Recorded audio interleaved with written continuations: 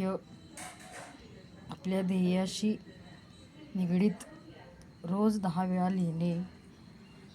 याचं उदाहरण शार्दूलने 25/6/2015 पासून ही वाक्य लिहायला सुरुवात केली होती. 10 वेळा वाक्य लिहिणे.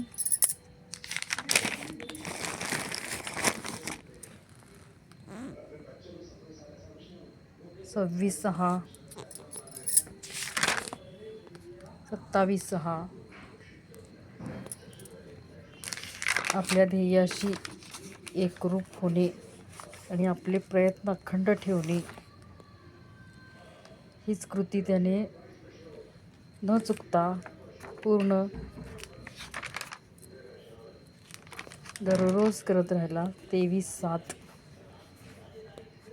त्याला फक्त सांगितलं होतं 24 जुलैपर्यंत हे लिही.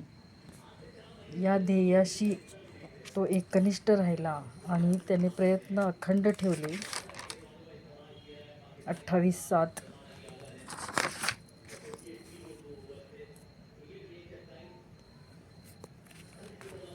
वही संपली परंतु त्याचं लिखाण संपलं नाही. 4/8/2015, 5/8,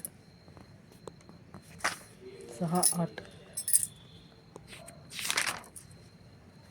एकच वाक्य एक वाक्य त्याचं ध्येय बनलं होतं आणि हे वाक्य तो 10 वेळा लिहित होता. आणि त्याबरोबर त्याचं वाक्य लिहिणं महत्त्वाचं नाही परंतु त्याचे ते प्रयत्न, अखंड प्रयत्न चालू होते.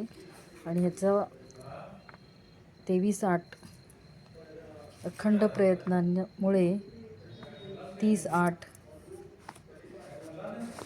शेवटी सर आले आणि सरांनी सांगून गेले होते पण विसरले होते ते की आपण ह्याचं बघायचं आहे 23 जुलैपर्यंत. परंतु तो न थांबता सर येईपर्यंत लिहित राहिला आणि त्याचं ध्येय त्यानं पूर्ण केलं.